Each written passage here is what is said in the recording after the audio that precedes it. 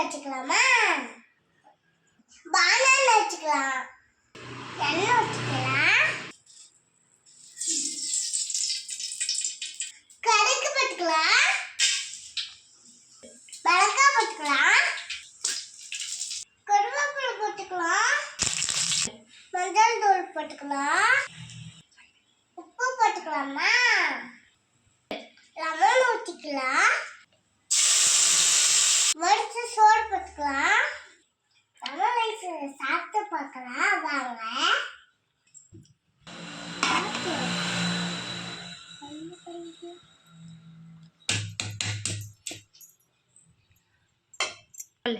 சாப்பிட்டு பார்க்கலாம் வாங்க.